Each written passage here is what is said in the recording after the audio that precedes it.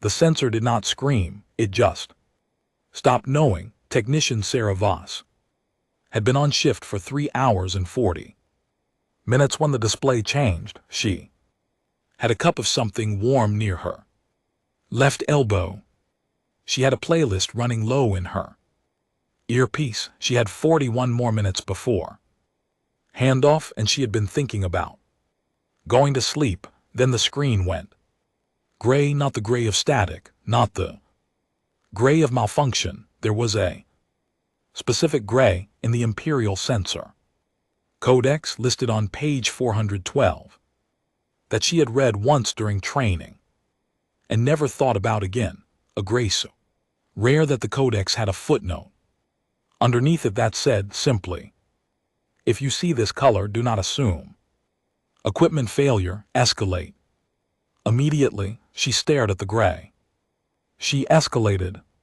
Commander Vethsalis of the Imperial Fleet received the alert at 3:12 station time. He was not asleep. Men like Vethsalis did not sleep. Deeply near the edges of Imperial space, they dozed, half-dressed, one hand near their comm unit, and they woke fully formed the way a soldier is supposed to. He was in the sensor bay in 4 minutes. Voss was still at her station.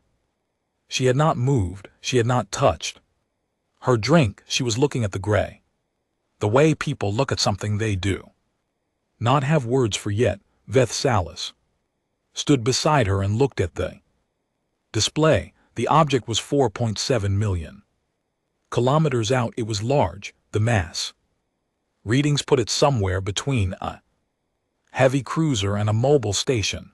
It had a drive signature. He could see the heat bloom of it, far and faint, which meant it was not debris, not a dead rock, not a phantom reading. Something was pushing it. It was moving at a steady, deliberate speed. It was not slowing down. Cross-reference the registry, Vethsalis said. Voss had already done it. She pulled up the results without speaking. 0. He looked at her.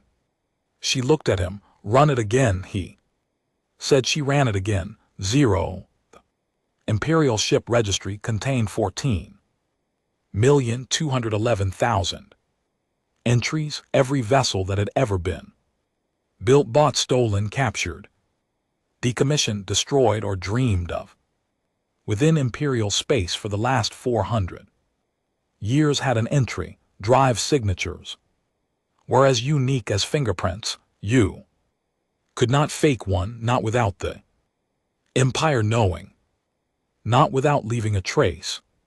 The gray ship left no trace. Full cross-reference, he said. All sectors, all registries, every Allied database we have access to. Voss pulled up the cross-reference panel and started the run. It would take 11 minutes. Vethsalis stood and watched the number on the screen, 4.7 million kilometers, and watched it change. Sit air low, sit woo. It did not slow down. Cross-reference came back in 9 minutes and 40 seconds.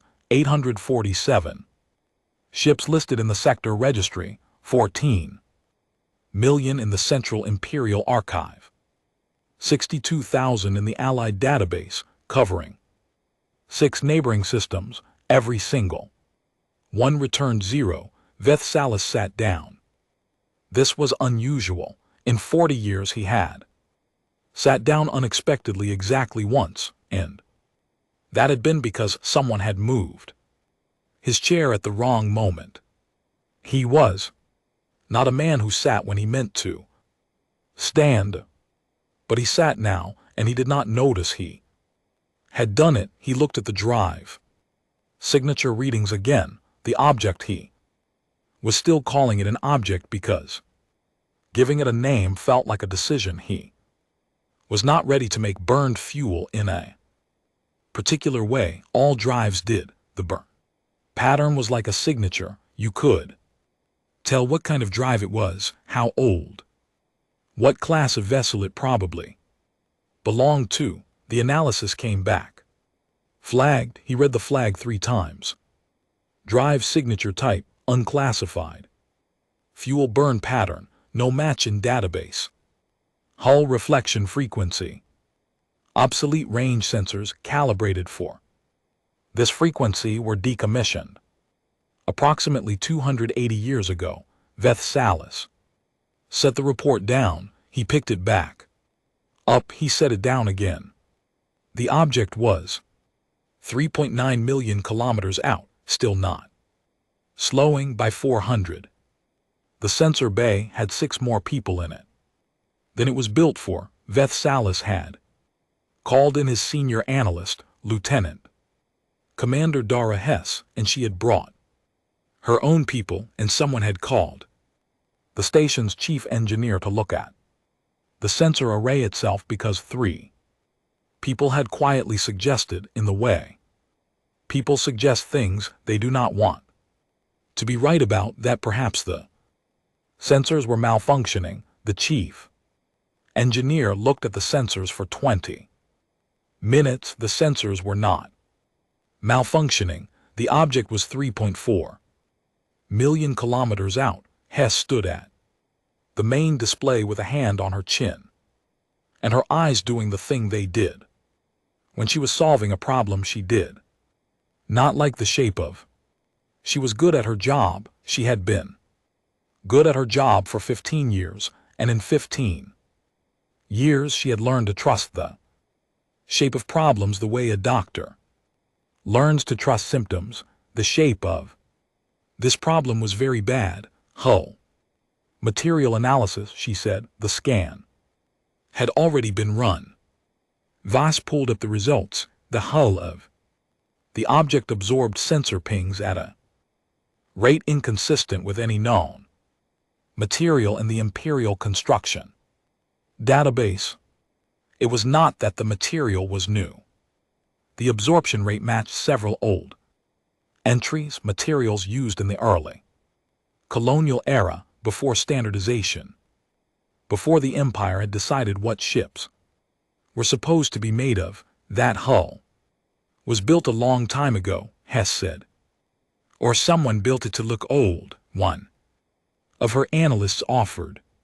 She looked at him in a way that made him look at his shoes. With materials we don't have anymore, she said. Using a drive we stopped cataloging 280 years ago, running without any identifier, any beacon, any standard approach signal. She paused. Does that sound like a disguise to you? The analyst studied his shoes very carefully. It sounds like something that doesn't know it's supposed to identify itself, Hess continued, or something that knows and has decided not to. Or. The room was quiet for a moment. Cross-reference the registry, Veth Salis said. His voice was the same as it always was, flat, professional, the voice of a man who had given the same order 4 times now. Nobody pointed this out. The object was 2.8 million kilometers out when someone suggested it might be debris moving under power. Hess said. A derelict then. Automated system still running. The drive output is too consistent for automated drift management. Something is actively controlling thrust. Could be ancient programming. Colonial era automation was. Something is actively controlling thrust, Hess said again, not louder. Just the same words placed more carefully. The suggestion died. Someone else suggested a sensor malfunction. They had already established the sensors were not malfunctioning, but people suggest things twice when they are afraid the first answer was wrong. Veth Salis let it run. He ordered a secondary sensor sweep from the array on the station's far side. The secondary sweep returned the same readings, same mass, same drive signature, same hull material, same gray. On the screen, 2.6 million kilometers. It was Voss who noticed the course change. She had been watching the trajectory calculations on a secondary display, the numbers updating every 30 seconds, and she had been doing the small mechanical thing of watching without fully seeing, the way you watch something for a long time that does not move, and then it moved, not a drift, not a wobble, a clean calculated shift. Commander, her voice was very quiet. The room heard it anyway. Veth Salis looked at the trajectory overlay she was pulling up. The old course was shown in white. The new course was shown in a dull orange, because orange was the color the system used when a recalculated trajectory pointed toward an imperial asset. The old course would have taken the object through the system at a long angle, passing at closest approach about 1.1 million kilometers from the station. The new course pointed at the fleet, not the station, the fleet, as if something on board had looked at the sensor returns it was getting, the imperial sensor pings bouncing off its hull, and looked at the formation of ships surrounding the station, and made a choice about which one mattered more. The room stopped breathing. It responded to us, Hess said. She sounded like someone saying something out loud that they did not want to be true. It felt our scans. It adjusted. Veth Salis stood up. He had not noticed he was sitting again. Battle stations. He thought about it for exactly 4 seconds. 4 seconds was a long time for a decision like this. In 40 years he had called battle stations twice. Both times there had been something to fight, a ship with a flag, with a drive signature, with a registry entry, with crew who had reasons for being there that could be understood. This had no flag, no registry, no reasons he could find. He thought about what battle stations looked like from the outside. Weapons, hot fleet in formation, a very clear signal sent to something that was already approaching. And he thought, and this was the thought that took 3 of his 4 seconds, about what it meant that the thing out there had already adjusted course once, deliberately, when it knew they were watching. Hail it, he said. The hail went out at 4:41. Standard Imperial Greeting Protocol, 17. Dialects, 4 trade languages, 2.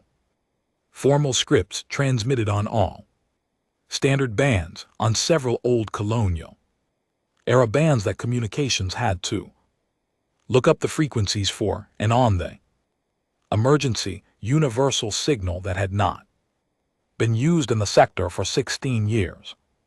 Then they waited. 2.2 million kilometers. Arden E. The object did not respond. Try again, Veth Salis said.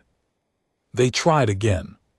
Has suggested sending the hail in binary pulse, old mathematical pattern, the kind of first contact protocol used in the early expansion era when you were not sure if the thing you were talking to had language. They sent that too. Nothing. 1.9 million kilometers. Hess was pulling every archived record she could access. Old contact reports, anomaly logs, anything from this sector or neighboring sectors that mentioned unregistered vessels, unknown drive signatures, materials from the colonial era. She had 4 people running searches in parallel. She was doing what people who are good at their jobs do when they do not know the answer, which is search every room in the building until one of them has a window they can see through. She had not found a window yet. 1.7 million kilometers. If it doesn't respond before 1.5, Veth Salis said, we go to battle stations. Nobody argued it was the right call. It was a reasonable line to draw, he knew as he said it that it was also the most useless line he had ever drawn in his career, because whatever was on that ship was going to do exactly what it had already decided to do, and a fleet in battle formation was not going to change that math. He said it anyway because it was the right thing to say, and because 40 years of the right thing to say was the only tool he had. Edrin low, then the comm board lit up. The signal was not on any of the bands they had used to hail it. It was on a frequency so old that the communications officer, a young man named Rel, who was very good at his job and who had now been awake for 19 hours, had to physically go into the archive room and pull a hardware adapter to receive it. The frequency was in the colonial era communications index, in a section labeled Times Retired No Active Users. It took 11 minutes to get the adapter hooked in. In those 11 minutes, nobody in the sensor bay spoke. Veth Salis watched the object 1.55 million kilometers now inside the line he had drawn, and he did not call battle stations because the signal was coming in, and calling battle stations while the thing was trying to talk to you was the kind of decision that ended careers or wars or both. The signal resolved. It was audio, not video, just a voice, and the translation matrix which processed language input and matched it to known languages in the Imperial database went through 17 dialects and 4 trade tongues and stopped, flagged, and produced a result that Veth Salis read and then read again. Language group old, trade standard variant unknown, secondary components unidentified, estimated language age 300-900 years, translation confidence 61%. 61%. The matrix had never returned 61%. It had returned 99, 100, sometimes 94. For heavy dialect, it had never returned 61. That number meant the language existed in the database. It was close enough to something known, but it had been changed, shifted, grown in directions the database did not have records for. A language grew like that when it was cut off, when it had nobody to compare itself to for a very long time. The voice spoke for 42 seconds. The translation came through in fragments, patchy in places, clear in others. This is untranslatable. Vessel designation untranslatable. 2. We have been watching, waiting, attending, matrix uncertain, registry known, acknowledged, understood to be empty, silent, void. We are aware, prepared, ready, requesting, announcing, declaring. Approach the room, process this.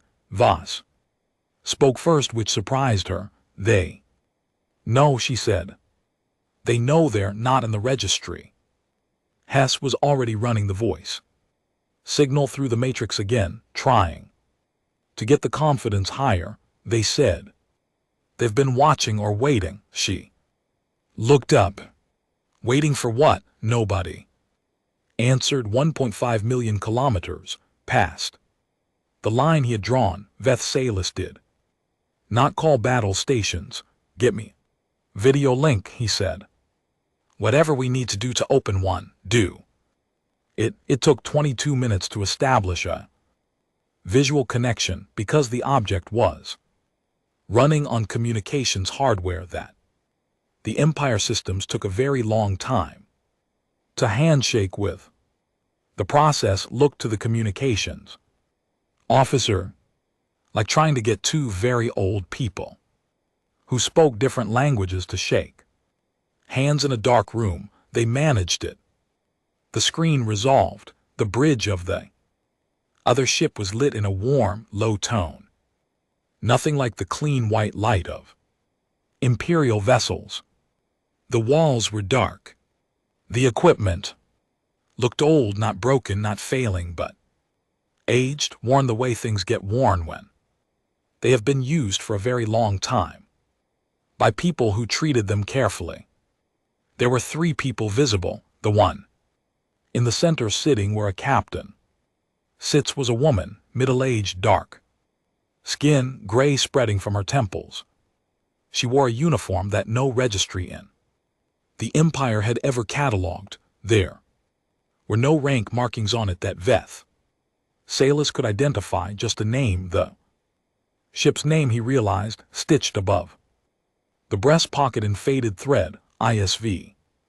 Patience. She was looking at him the way someone looks at a thing they have been expecting for a very long time. She did not introduce herself. She said in old trade standard, slowly enough that the Matrix caught 91% of it. We've been patient. And then she waited. The ship was 1.4 million kilometers out, and it was still not slowing down, and Veth Salas looked at the woman on his screen and understood somewhere in the part of him that 40 years of protocol had not quite reached, that she was not asking permission to approach. She was informing him. He opened his mouth. He closed it. He said finally the only thing he knew how to say. Cross-reference the registry. Hess looked at him. He knew there was nothing in the registry. He said it anyway because it was the only floor he had left to stand on, and the floor was about to give. Her name was Mara Os. This was not information she gave him. Veth Salas had to ask 3 times through the translation matrix across 1.4 million kilometers of open space, and she answered on the 3rd ask, not because the first 2 did not register, but because she was measuring something. What she was measuring he could not say. He got the feeling she measured most things before she answered them, and that she had gotten very good at it. Over a very long time. She was the captain of the ISV Patience, she said. This simply the way you say a thing that has been true for so long that saying it doesn't require any weight behind it. Captain of the ISV Patience. The sun rises in the east. Water is cold in space. Veth Salas asked what ISV stood for. She looked at him the way a person looks at a question they find mildly interesting. Interstellar vessel, she said. It's what we call our ships. It is not an imperial designation. No, she agreed. It's not. The ship did not stop. That was the thing Veth Salas kept returning to during those first 40 minutes of conversation, because stopping was what ships did when they were approaching a fleet they had not been authorized to approach. They stopped, they asked, they waited for clearance. It was the most fundamental piece of approach protocol in the Imperial Code, written in the first volume of the first edition, because it was so basic that people had thought it did not need to be written down. And then twice in the first decade of expansion people had died because they had not done it. The ISV Patience did not stop. It slowed eventually, not because Veth Salas asked it to, though he did ask. It slowed because it had reached the distance it had decided to stop at, which turned out to be 400,000 kilometers, and it held there with a precision that his fleet's navigation officer said was almost unsettling to watch. Most ships drifted a little when they held position. The Patience held like it was nailed to a fixed point in space. I need you to identify your vessel, Veth Salas said, for what he calculated was approximately the 7th time across the conversation in various forms Registry code, port of registration. Flag authority, OS listened to Olive. This very calmly. Your registry doesn't have us, she said. We know. We checked. When did you check? She leaned back slightly in her chair. The movement was not impatient. It was the movement of someone settling in for a conversation that they knew was going to take a while and who had decided they were fine with that. We've been checking, she said, for 112 years. The translation matrix had gotten better. During the conversation, it was up to 87% confidence now. This was partly because the matrix was adaptive. The longer it processed a voice, the better it got at its patterns, and partly because OS was being very deliberate about her speech. Not slow, just deliberate. She was shaping her words for the matrix, and she knew she was doing it, which meant she had known the matrix would be used before she called. She had prepared for this conversation. Veth Salis thought about how long someone had to prepare for something to be this ready. 112 years, she had said. Checking the registry, that number did not make sense unless the checking was generational, unless multiple people across multiple years had done the checking and kept records and passed those records down. He did not say this out loud. He filed it in the part of his mind where he put things he needed to come back to. Where did you come from? He asked. She gave him coordinates. He had Hess run the coordinates on a secondary screen where Os could not see the results. Hess pulled up the sector chart and found the coordinates and then looked at Veth Salis with a very specific expression, the expression of someone who has found a window and does not like the view. He looked at the coordinates on the secondary screen. They fell in the old border sector, the far edge of it where imperial expansion had reached, and then for reasons the historical record listed as time stellar incident times had stopped. A cluster of colonial settlements 300 years ago gone dark. No survivors reported. He looked at the coordinates. He looked at Ase. He did not ask the question yet. He was not ready for the answer. Who are you? He said instead, simpler, the most basic version of what he needed to know. She considered this with the same quiet attention she gave everything. We are the people who were there, she said, when your empire decided we weren't. The translation matrix flagged the sentence at 91%, which meant 9% might be wrong, which meant he could tell himself the 9% included the most important parts. He could tell himself that he did not. I don't know what that means, he said. And then, because 40 years of the imperial code had drilled honesty into his professional vocabulary, I'd like to. She looked at him differently after that, not warmer, not softer, but different in some way that he filed alongside the other things he was keeping. We know, she said. We know you don't have the records. We know your archive is empty. She paused. We have the records. We've been keeping them. Records of what? Of being forgotten, she said. Records of what that looks like, what it costs, what it takes to survive it. She paused again. Records of us. The fleet was in loose formation around the station. Veth Salis had not formally called battle stations, but the fleet commander, Admiral Sora, had moved ships into a tighter pattern over the last 2 hours, quietly, without announcement, the way experienced officers do things when they are not sure if they are about to need to do them, but they want to be ready. The Patience was at 400,000 km, holding absolutely still, and the Imperial ships had formed a loose shell around the station at about 200,000. In theory, the Patience could not pass them without authorization. Vethsalis thought about the word times theory times for a moment. He thought about a ship that was not in any registry, with a hull from a dead era and a drive signature that matched nothing alive.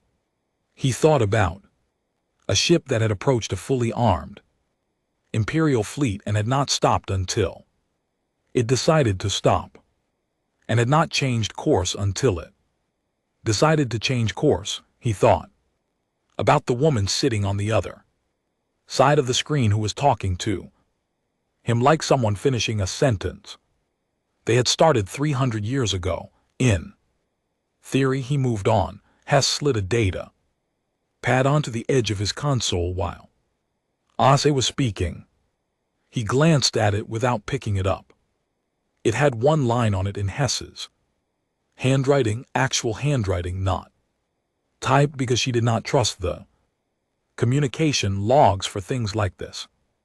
They are not alone. He did not react. He had gotten very good at not reacting. Over 40 years. He kept his eyes on Ase, kept his voice at the same level, kept the conversation going in the same direction it had been going, but he moved his hand over the pad, covering the line, and he pressed his thumb down. Once Hess would understand, she would run the extended sensor sweep. She would find what she found, and she would tell him, and he would deal with that when the time came. Right now he had a conversation to finish. I need to ask you something, he said. You can ask anything, Ase said. Whether I answer it depends on whether it's a question we've already answered ourselves. Why come now, if you've been? He paused. If your people have been there for 300 years, why now? It was the question underneath all the other questions, the one that had been sitting at the back of his mind since the gray appeared on Voss's screen. Ase was quiet for a moment, not the quiet of someone thinking, the quiet of someone deciding how much of a thing to say. We needed to be ready, she said finally. Ready to come. Ready to stay. Ready for whatever the conversation turned into. She looked at him steadily. That takes time. It takes more time than you might think to be ready for all three. And are you ready? Yes. The word was so flat, so entirely without drama, that it landed harder than anything else she had said. He believed her. What do you want? He asked. This was the question, the real one. Everything else had been a wall around this question, both of them walking around it, getting closer. Ase did not answer immediately. She reached somewhere off screen and picked something up. He could not see what, and she looked at it briefly, and she put it back. He had the feeling it was a document, something old and handled with the softness of paper that had been folded and unfolded 100 times. We want what was taken from us, she said, formally, officially on record in your archive, in every database that erased us. She looked at him. We want our name back, your name. We have a name. We've always had a name. Your empire removed it from every record it kept, and we have been without it officially for 300 years. Her voice did not change. It was very level, very steady. We want it back. We want the seat at the table that was never offered. We want acknowledgement of what was done. She paused. And then we want to participate in your councils, in your decisions, in the things that happen in this galaxy, which is also our galaxy. Vethsalis looked at her. He thought About the size of that ask. The political mass of it, the councils. It would require the debates, the factions, the history he did not fully know but could feel the shape of at the edges of the conversation, he thought. About the fact that she had said times what was taken, not times what we lost. That she had said times removed, not times forgot, that her language was very precise about who had done what to whom, and if we refuse, he said. He expected something, a threat, a named consequence, something to put in the report, something to file under times. Leverage times so he could look at it and understand the shape of what he was dealing with. Ase looked at him. She did not answer. She folded her hands on the console in front of her, and she looked at him with the patience of someone who had come a very long way and had a very long time, and she said, "Take your time." The call ended 20 minutes later. Ase ended it not abruptly, but with a finality that was easy to mistake for politeness, the way an experienced negotiator ends a meeting by making leaving seem mutual. The patience continued to hold at 400,000 km. Veth Salas stood in the sensor bay for a long time. The room had emptied slightly. It was nearly 600 now, and people needed things like food and rest, though most of them were taking those things nearby and coming back quickly because nobody wanted to be the person who was in the bathroom when something happened. Hess came to stand beside him. Extended sweep is back, she said. How many? She had not told him there were ships. He had covered her note with his hand.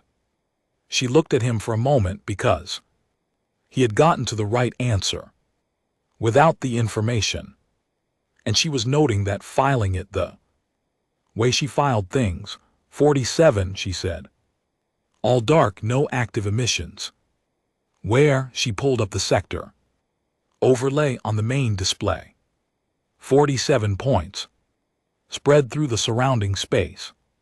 She had asked the navigation officer to check the formation geometry, and the navigation officer had come back to her with a look. She recognized the look of someone who had run a check and run it again because they did not believe the first answer. The ships were arranged a geometric pattern of exact precision, mathematically even spacing, and orientation that put each ship's optimal firing arc covering a section of space that no other ship's arc covered. It was a formation that had been planned, and planned carefully, by someone who knew exactly what Imperial fleet doctrine looked like.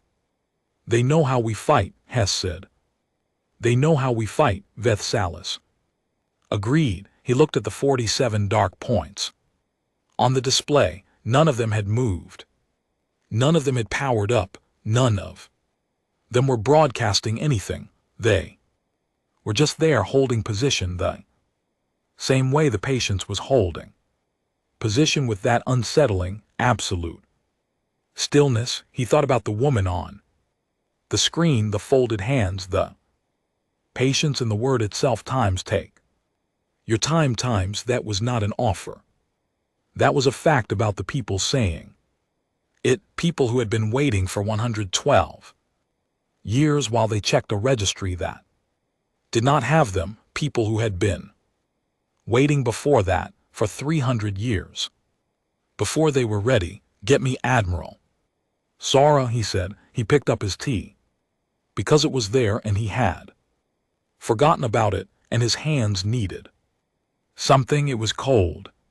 He drank it anyway because and cold tea is still tea, and small familiar things were the only steady ground he had left. Archivist Lin had not left the records division in 11 days. This was not unusual. He often went 11, 12, sometimes 16 days without leaving because the records division had everything he needed.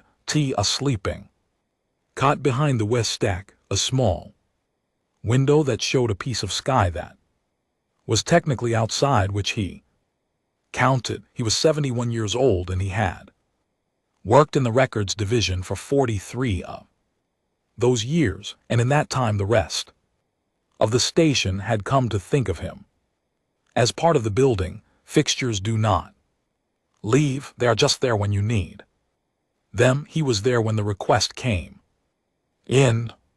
It arrived at 8:23, flagged at clearance level 17. He had clearance level 9.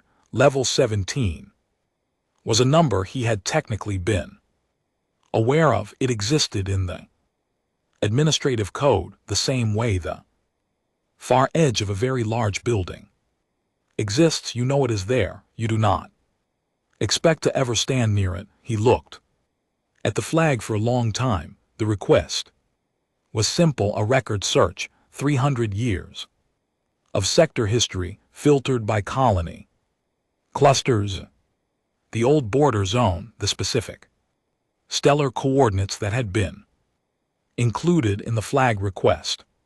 The search had already been partially run at the fleet command level by people with clearance level 12 and 13, and they had found references to a file, and the file had been found to be sealed, and the sealed file had been escalated until it arrived eventually and somewhat inevitably at his desk, because his desk was where things arrived when they had gone everywhere else. He made himself a cup of tea. He thought about it. He ran the search. The file was not missing. Missing was a specific thing in the archive. Missing meant a gap in the record, a reference that pointed to a file that no longer existed, like a door in a wall that led to no room. Missing files left holes you could see and measure. This file was sealed. Sealed meant it had existed as an open record once, and someone had reached into the archive and put a lock on it. Sealed meant there was content behind the lock. Sealed meant someone at some point had read it and then decided that other people should not. It took him 40 minutes to navigate the clearance structure of the seal. The seal itself was 307 years old, which meant the clearance structure it used was an old one, which meant it had vulnerabilities that modern seals did not have, which meant that a 71-year-old archivist with 43 years of experience could, with patience and the right approach, find a way through it. He found his way through it. He was not proud of this. He also was not ashamed of it. He was an archivist, and archivist's job was to know what the archive contained. He could not properly do his job without access to the archive's contents. This logic was very clean in his mind.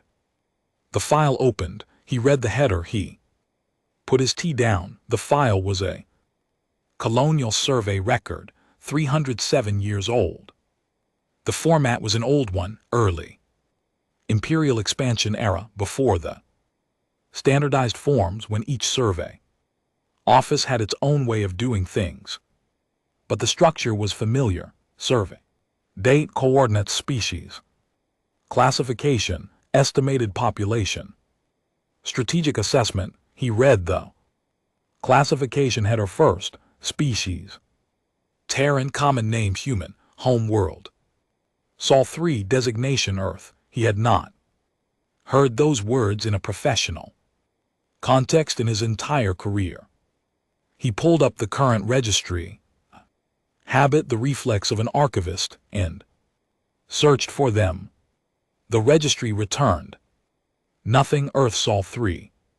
Human, Terran, nothing. He went back to the file. Expansion status: colonial phase, third wave, colony. Clusters active 14. Estimated total population at time of survey Redacted, he stared at the redaction. It was thorough, not just the number, but the unit. He could not even tell if it was hundreds or millions. He scrolled. Most of the file was intact in the way that old files are intact, slightly worn at the edges, phrasing that belonged to a different century, references to political structures and imperial departments that no longer existed.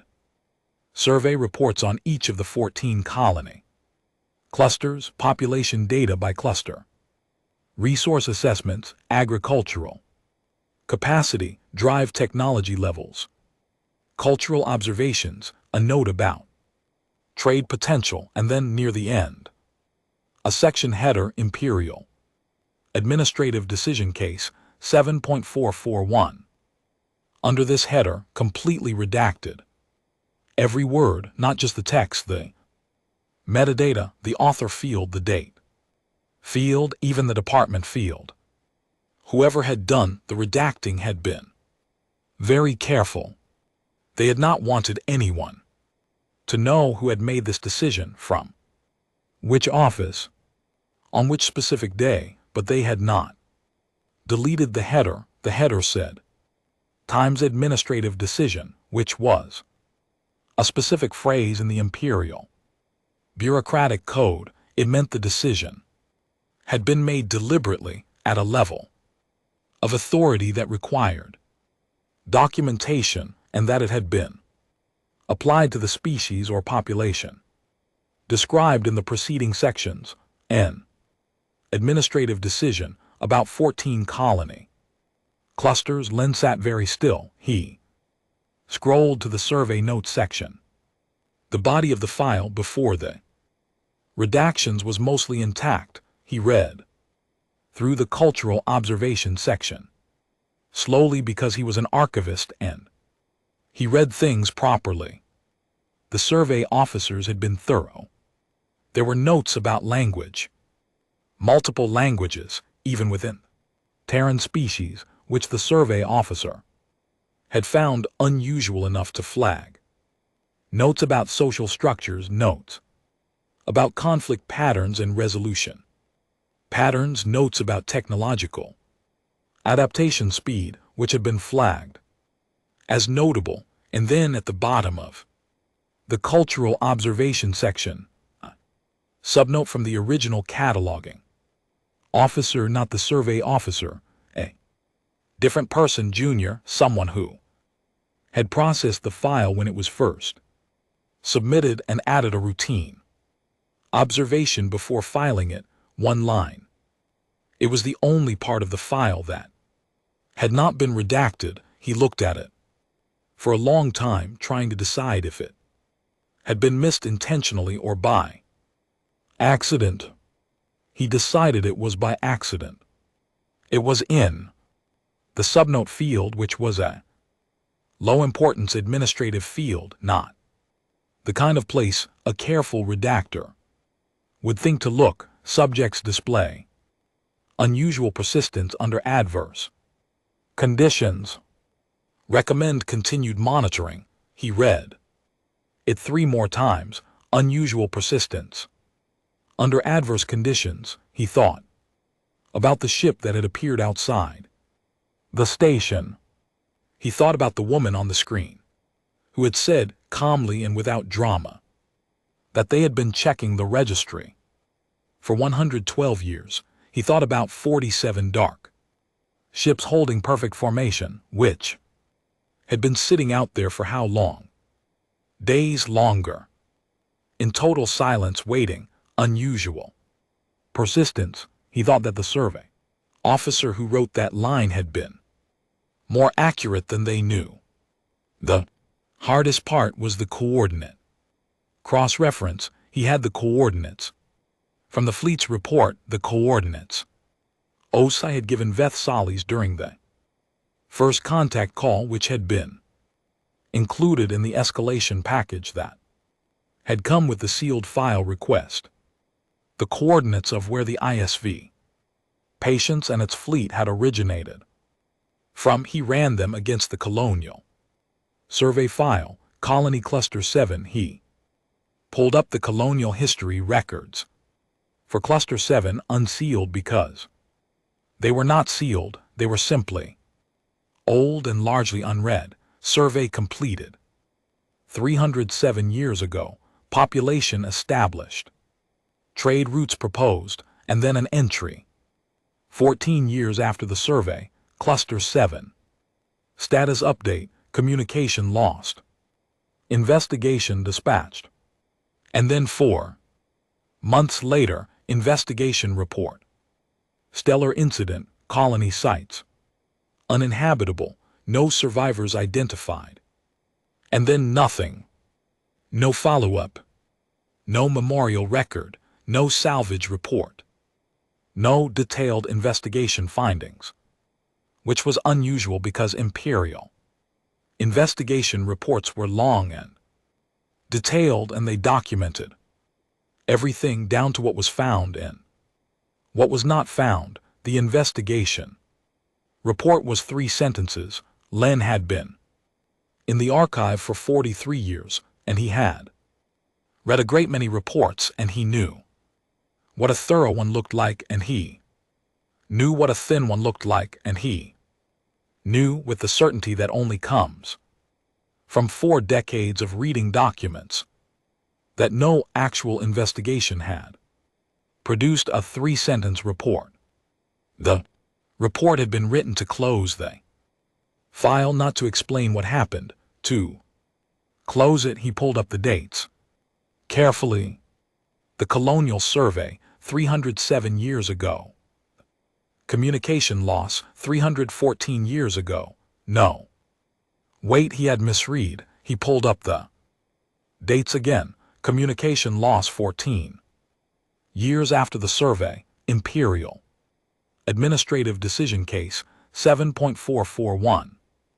The date field was redacted, but he cross-referenced the file version numbers, which were not redacted, and the version numbers corresponded to a specific era of the Imperial filing system, which he could date to within a 4-year window. The administrative decision had been made approximately 8 to 12 years before the communication loss. He stopped. He reread this. The administrative decision had come first, before the colonies went silent, before the stellar incident, before the 3-sentence investigation report. He sat with that for a long time. He had been in the archive for 43 years.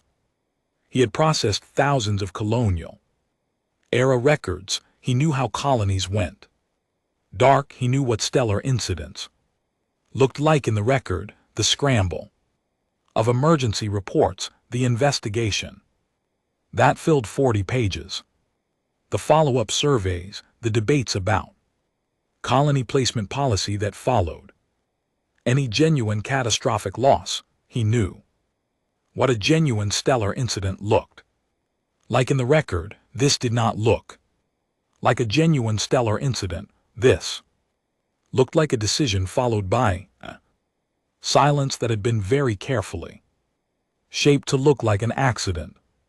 He wrote up his findings slowly, carefully. The way he did everything, he used precise language, and he did not make claims beyond what the documents supported, because he was an archivist, and that was the rule. He noted the seal and its age. He noted the redactions and their scope. He noted the survey findings and the administrative decision header and the subnote and the coordinate cross-reference and the discrepancy in the investigation report length. He did not write a conclusion. He wrote the enclosed documents reviewed in sequence present a pattern that the receiving officer may wish to investigate further. He attached the full file. He marked it urgent and sent it up the chain to Hess, who had requested it, and to Veth Solis, who had clearance for it now that it had been through his desk, and to 3 other addresses that were on the mandatory escalation list for sealed files of this age and classification. Then he made another cup of tea. He took it to his small window, the one that showed the piece of sky he counted as outside, and he stood there and he looked at the stars. Somewhere in those stars, 300 years ago, a survey officer had written a subnote in a low importance administrative field and had probably forgotten they had written it 5 minutes later. A small routine observation about the people they had just catalogued. Unusual persistence under adverse conditions. He thought about persistence, the specific kind it took to be erased from a record, from a registry, from the official memory of an entire civilization, and not to break, to survive, to build in the dark, away from every database and archive and record-keeping system that had decided you did not exist, to keep your own records instead, to pass them down, to teach your children and their children and their children's children what they were called, where they came from, what had been done to them, and to keep that knowledge alive for 300 years without the validation of a single official document. He thought about the ship named Patience. He thought the people who flew it had earned the name. His comm unit chimed. Hess, Lynn, the file you sent. Yes, the coordinate cross-reference, and yes. Pause. He could hear her reading or rereading or re-rereading, the way people did when they found something they wanted to have read differently. The administrative decision came before the incident, she said. Yes. Another pause. Does the file have any indication of what the administrative decision actually said? No. It's fully redacted. Can you get through it? He looked at his tea. He thought about clearance levels and archival ethics and the rules that governed his job and the reason those rules existed. I will need some time. He said. How much time? An hour. Perhaps 2. Oh, a pause that felt like Hess deciding something. Do it, she said. And then quietly, in the voice of someone who already knew the answer to the question they were asking. What do you think it says? Lynn looked out his small window at the sky that he counted as outside. I think, he said, that it says what every sealed file from this era says. Someone made a decision about a people. The people were considered inconvenient or dangerous or simply in the way of something else that the empire wanted. He paused, and the file was sealed because the decision was not the kind that looks good in an archive. Silence. On the line, those 47 ships out there. Hess said they came from Cluster 7, yes, and they've been there for 300 years, yes, and the women on that ship said they've been checking our registry for 112 years, yes. Hess was quiet for a moment. He could hear her breathing. They waited until they were ready, she said. Not a question. The subnote in the file, Lynn said, describes the species as demonstrating unusual persistence under adverse conditions. He paused. I believe that assessment was correct. He heard Hess set down something heavy on her desk. An hour, she said. Get me what you can. The line went quiet. Lynn turned back to his window. The tea in his mug had gone cold. He noticed this in the simple, uncomplicated way he noticed most things. It was a fact, like the date on the file, like the 3-sentence investigation report, like the coordinate match. He drank it cold because cold tea was still something to hold while you stood at a window and thought about 300 years of very deliberate waiting. He thought about it for a long time. Then he went Back to work. The shuttle docked at 1400 on the second day. It was a small craft older than anything in the Imperial fleet, running on the same drive technology as the Patience, which the station's docking system had to be manually walked through. How to receive, the engineer who did the walking through said afterward that it was like explaining to a modern door how to open for someone who knocked instead of using the panel. The door could do it just had to remember a skill it had not used in a very long time. 3 people came off the shuttle. Osai was in the center, the same uniform, the same ship name above the pocket. She had added nothing for the occasion, no formal wear, no insignia, no decorative markers of rank or status. She wore exactly what she had worn on the screen, in the same worn, familiar way, like someone who did not dress for rooms. She dressed for work, and the work was the same wherever she was. The 2 people with her were younger, a man and a woman, both carrying small cases, both moving with a calm that looked practiced, not nervous, not performing. Calm, actually calm, in the specific way of people who have been prepared for something for a very long time. Veth Solis was waiting in the docking bay. He had Admiral Sora beside him and 2 members of the station's diplomatic staff and 6 security personnel, positioned at the appropriate intervals.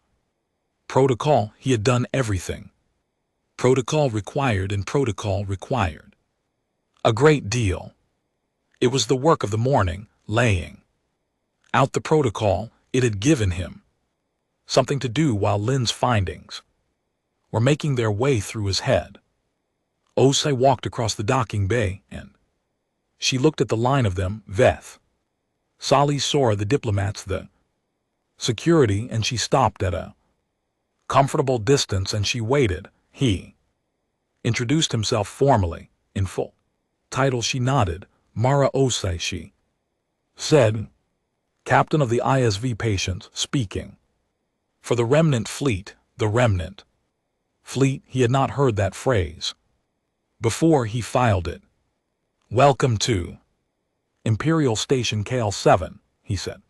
Because that was the thing you said. Thank you, she said, because that was the thing you said back. They went to the meeting room. The meeting room was on the station's diplomatic level, a room built for encounters like this, with a long table and neutral color tones and the Imperial seal on one wall, which Veth Solis now looked at and thought about in a way he had not thought about it before. A seal was a claim about authority and reach and ownership. He looked at it on the wall, and then he looked at Osai walking into the room, and he thought about what that seal meant to someone who had spent 300 years being told by that seal that they did not exist. Osai looked at the seal for exactly 1 second with an expression he could not name. And then she looked at the table. She sat down at the head of the table. There were chairs along both sides and a chair at each end. The chair at the head of the table was technically not designated. It was the same chair as all the others physically, but rooms like this had physics of power, and the head of the table was where the person with the most authority sat. And that had always, in every meeting held in this room, been the highest-ranking Imperial officer present. She sat there before he could. Not fast, not rushed. She simply walked to it and sat down the same way she did everything, with the total absence of apology, as if sitting there was the only logical place to sit. He stood for a moment. He thought about it. He sat in the chair to her left. Sora sat across from him. The diplomats found their seats. Osai's 2 companions settled beside her. She looked at him. He said, "Thank you for coming aboard," she said. "Thank you for the meeting," and then she opened one of the cases her people had brought and she placed a document on the table and slid it to the center. It was old paper, physical paper, which almost nobody used anymore, which the Empire had not produced in any formal capacity for about 40 years, but it was well preserved, kept in the dark, kept dry, and it had writing on it in a dense, careful script that the translation matrix, running from his comm unit, began working on immediately. "Our record," she said, "of what happened 300 years, kept as accurately as we could keep it." He looked at the document. He did not touch it yet. "How many pages?" He asked. "That's the index," she said. "The full record is in the case. We've brought copies, one for the station archives, one for the Imperial Archive. If they'll accept it, one for the Council when it convenes." She paused. "We were thorough," and he believed her. Negotiation that followed did not look like a negotiation. Negotiations looked like give and take. Someone offered something, someone else countered. Ground was traded, positions moved, and eventually a place in the middle was found that neither side was entirely happy with. That was negotiation. Both sides arrived with ranges. Both sides had things they were prepared to lose. Osei arrived with a list. List was 4 items. She placed a second document on the table, a single page, and she slid it to the center the same way she had slid the first one. He read it. He read it again. He looked up at her. She waited. He read it a third time, which was not because it was confusing. It was very clear. It was some of the clearest language he had read in his career. It was not full of legal hedging or diplomatic softening or the kind of language that means 6 things depending on which side of the table you are on. It said what it said. 1. The Imperial Registry is to formally restore the designation Human Terran Sol 3 Earth as an active recognized classification. This restoration is to be publicly announced and entered into all relevant databases within 90 standard days. 2. Imperial Administrative Decision Case 7.441 is to be formally acknowledged and publicly declared. Full declassification of all related files to follow within 180 days. And 3. 1 seat on the Imperial Council to be allocated to the remnant fleet with full voting rights equivalent to any other council member, the seat to be occupied and its holder to be determined by remnant fleet internal process. 4. Nothing beyond the above 3 items. He looked up. 4 says nothing else. He said, "Correct. There's no reparations claim, no territorial demand. No, the 3 items are the ask," she said. "We're not interested in making it complicated." He looked at the list again. He was looking at it the way you look at a stone that has fallen through a window. You know what it is. You know what it means. You are just taking a moment with the fact of it before you deal with the consequences. "These 3 things," he said carefully, "will require council approval. The 3rd item especially, a new council seat. We know how your council works," she said. "We've had a long time to learn it. It will take time." She looked at him with the particular expression she had that made time sound like a small and manageable thing. "We know," she said. Sora spoke for the first time. The Admiral was a compact woman, silver-haired, 26 years in fleet command, and she had said nothing since they sat down. She had been listening the specific total way that vary. Experienced officers listen, not waiting to speak but collecting the 47 ships. She said. Osai looked at her. You've been tracking them since yesterday, Osa said. Not a question, since last night.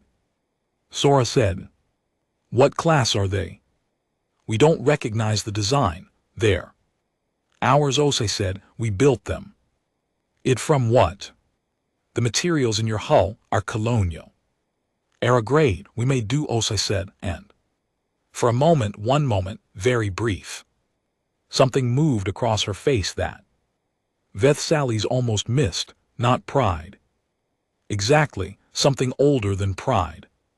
Something that had a long history behind it. 300 years gives you time to learn things. Sora looked at her steadily. Are they armed? They're ships, Osai said. Ships are built to last. You build things to last when you know you might need them. That isn't an answer. It's the only answer that matters, Osai said. And she said it without hardness, without threat, in the same level tone she used for everything. We built them to survive whatever came next. Whatever came next is this meeting. She paused. So here we are. Sora looked at her for a long moment. She looked at Sally's. She went back to collecting. The meeting ran for 4 hours. In 4 hours, Osai did not change her list. She answered questions about it.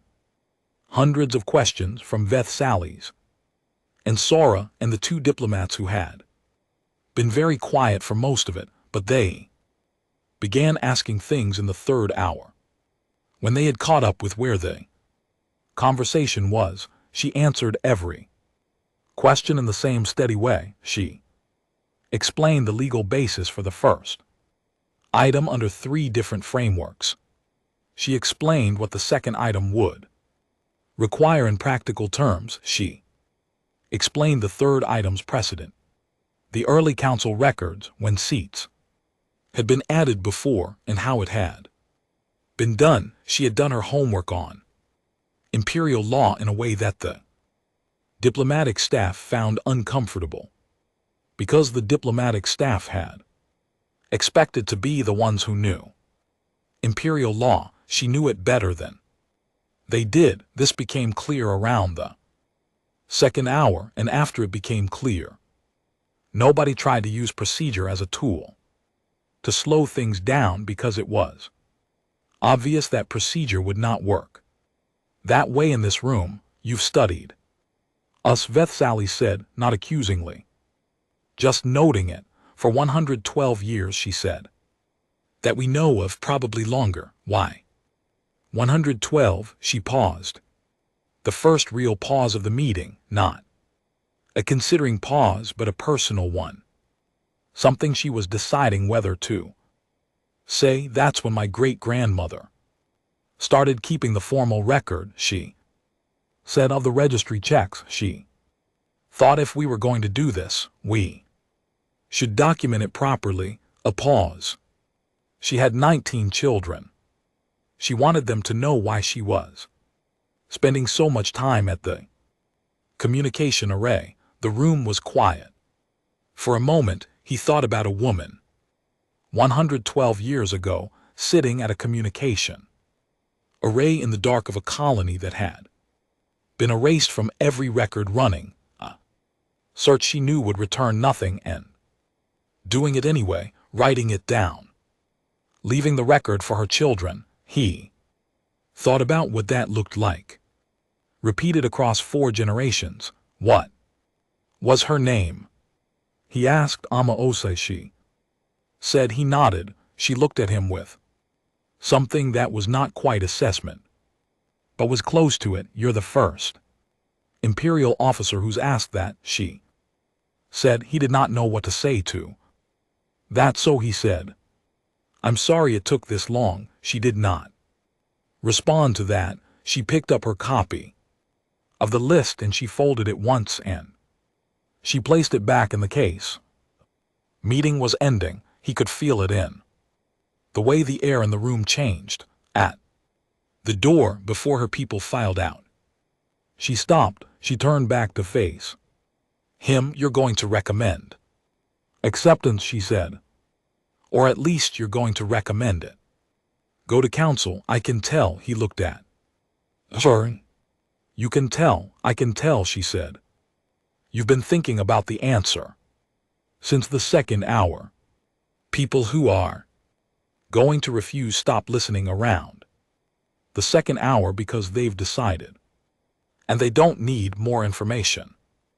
You've been listening to everything." He considered this. "What if the council refuses?" he said. She looked at him. Same look she had given him on the screen 2 days ago when he had asked the same question in different words. The look of someone looking at a question that already had an answer. "Take your time," she said, and she left. He stood in the meeting room after they were gone. The document was still on the table, the index she had left, physical paper, 300 years of record keeping in a case being carried back to a shuttle. He looked at the document on the table and he thought about the case and the full record inside it and the generations of people who had maintained that record in the dark. Sora came to stand beside him. They stood in silence for a moment. "What do you think?" he said. Sora had commanded a fleet for 14 years. She had a long professional relationship with clarity, and she did not waste words. "I think," she said, "that the 47 ships have not moved and have not powered up and have not broadcast a single threatening signal in 2 days, and I think that is more frightening than anything they could have done." She paused. "Because it means they don't need to threaten us. They already know what the math says." Can. He looked at the document. "I need to send a full report to the council," he said. "Yes. It's going to take time for them to convene." "Yes, she knows that. She knows everything we've told her and some things we haven't," Sora said. "Send the report and be honest in it."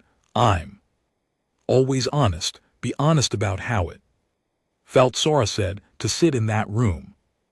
What it felt like to talk to her." She paused. "Because the council is going to need to understand what we're dealing with, and I don't think sensor data is going to cover it."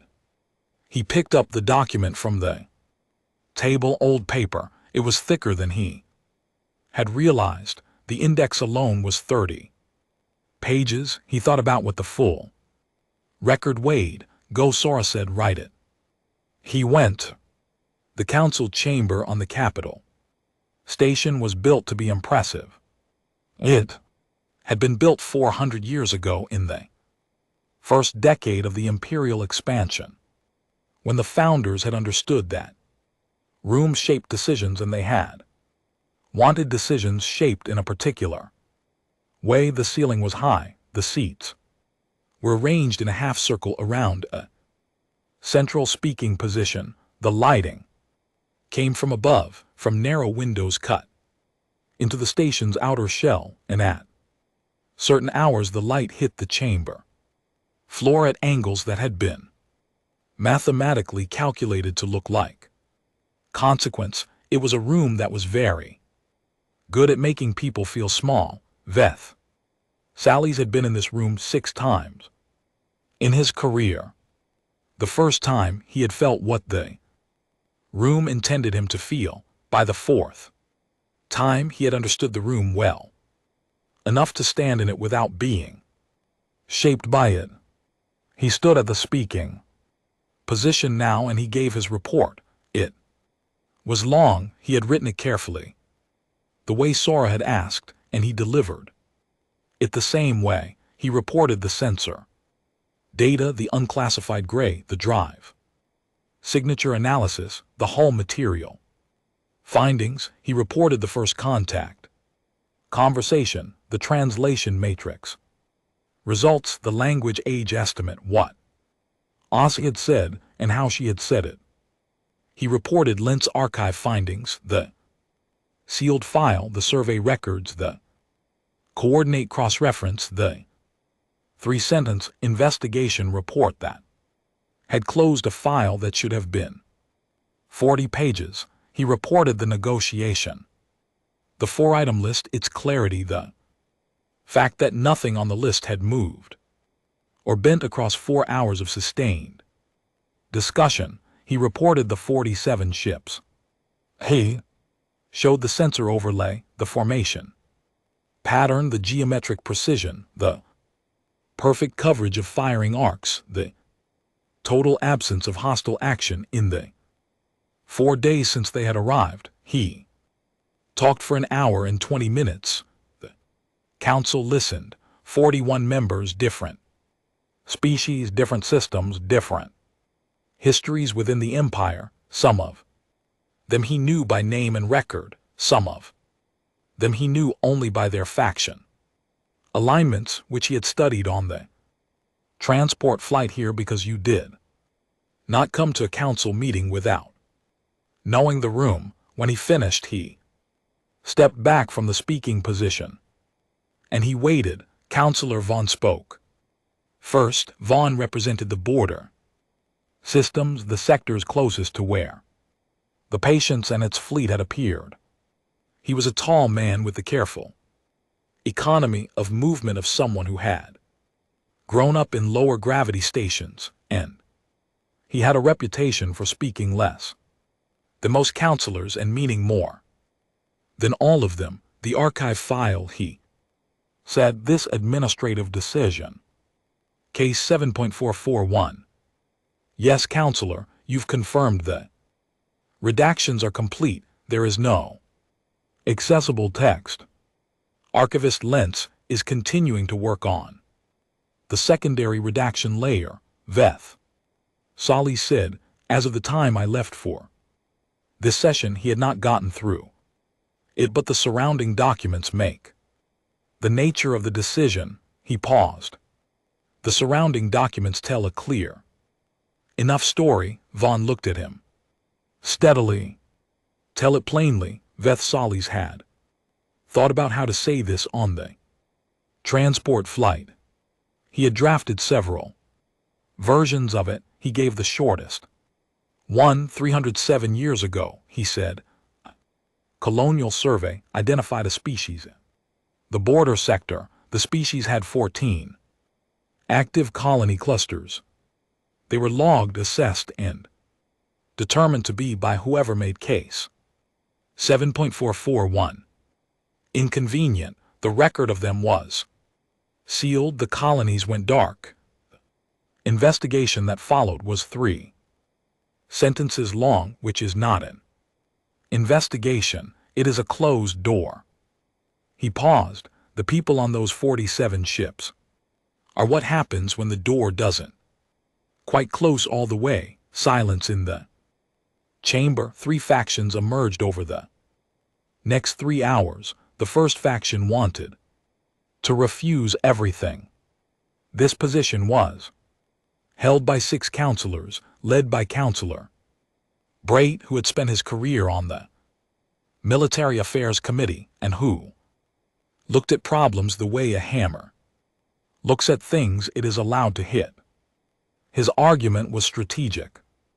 Accepting the terms would set a precedent for other recovered or displaced populations to make similar claims. The council seat in particular was unacceptable. Adding a non-imperial voting member undermined the chamber's authority. He was consistent, and he was loud, and he was, Veth Solly's thought, genuinely afraid, which was at least honest. The second faction wanted to negotiate, reduce the terms, accept the registry restoration, which was largely symbolic and manageable, acknowledge the historical decision in softer language, express regret rather than formal declaration, offer an observer seat on the council rather than a full voting seat, something that looked like acceptance. while actually being significantly less. This was the largest faction, 14. Counselors, pragmatists, Vethsalis. Listened to this faction and thought about Asi in the meeting room who had studied imperial law for 112 years. To Potkin, who had answered every procedural objection with more precision than the diplomatic staff could manage. He thought about the 4-item list that had not moved across 4 hours. He thought about offering a reduced version of the terms to someone who already knew exactly what the terms were worth. He did not say this during the session. He waited. The third faction was smaller. 8 counselors, including Vaughn, including 2 others who had spoken quietly during breaks in a way that suggested they had been talking to each other before they walked into the room. Their position was simple, except the terms as written, all 4 items. Counselor Essa of the Academic Sciences spoke for this faction in the 3rd hour. She was elderly, with a precise voice that was used to cutting through noise. I want to address the precedent concern directly, she said, and the room settled because Essa's voice had the weight of someone who had earned the room's attention over many years. Counselor Brait suggests that acceptance will invite similar claims from other populations. I would suggest to the Council that this logic requires us to believe there are other populations who have been erased from our registry by deliberate administrative decision, survived for 300 years in silence, built a fleet of 47 vessels without our knowledge, and waited until they were completely prepared before approaching us. She paused. If there are other such populations, that problem already exists, and our refusing these terms changes nothing about it. Brait began to respond. Furthermore, Essa continued in the gentle, immovable way of someone who has not finished speaking. I would like the Council to consider what refusing means in practical terms, not morally. Practically, they have 47 ships of unknown full capability that have held position for 4 days without a single threatening act. They have demonstrated restraint beyond what most fleets would show when approaching a hostile posture. They have come to a table. They have placed a document on that table. The document asks for 3 things, the largest of which is a seat in this room. She looked around the chamber. I would like someone to explain to me what refusing a seat in this room accomplishes compared to what it costs. Silence. Brait said, it costs us authority. Essa looked at him. We already lost that argument, she said. Simply, 300 years ago the old general was named Harrow. He had not spoken since the session began. He sat in the back row of the council chamber because general officers at council session were attending in advisory capacity, and sat in the back, and he had not moved from his position in 3 hours. He was 78. He had a long military history, and inside that history was a very specific interest in human strategic behavior, which he had studied as a young officer during a period when such study was considered academically interesting rather than practically urgent. In the 3rd hour, Brait called for a vote on a proposal to formally decline the terms in issue. Counter-proposal through official diplomatic channels. Harrow raised his hand. The chamber recognized him. An old protocol. Advisory officers could speak before a vote if they raised a hand in the old way, the way that predated the current procedural rules. He stood slowly. I have a piece of history, he said for the council's consideration. Before the vote, he did not wait to be told to continue. At his age, he had stopped waiting for invitations that were already owed. 400 years ago, he said, in the very early expansion era before the Empire had reached this station's coordinates, before most of you or your worlds existed in the Imperial record. There was a first contact encounter with a species in the central systems. He paused. That species walked barefoot across a continental landmass, their entire continent, coast to coast, to establish territorial claim over it. No ships, no weapons. They walked. It took 3 generations. They kept records of every step. He looked at the chamber. They were making a point, not to each other, to us, to the Empire that was watching. They wanted us to understand something specific about how they thought about problems. The chamber was quiet. I have spent my career reading military history, Harrow said, and in that reading I have found one consistent truth about species that survive catastrophic pressure events. They do not come out angry. Anger is a fuel, and fuel burns out what they come out as is. He paused, looking for the word. Patient, organized, absolutely certain about what they want, and absolutely willing to outlast whatever is between them and getting it. He looked at Brait. We can refuse these terms. We can issue a counter-proposal. We can begin a negotiation process that might take months or years. He paused. They wait. They have demonstrated across 300 years that waiting is not a hardship. For them it is a skill, and every month we spend refusing to sit in this room with them is a month they spend making their case better. He sat down. He did not say vote against refusal. He did not have to. The vote came back 17-11 in favor of accepting the terms to take to the full council for formal ratification. This was not final acceptance that required a larger session, formal ratification, specific legal procedures, but it was a direction. It was the room deciding which way it was facing. Brait voted against. He looked at Vethsalis when the count was read with the expression of a man who intended to continue objecting through whatever channels remained available. Vethsales looked back at him calmly.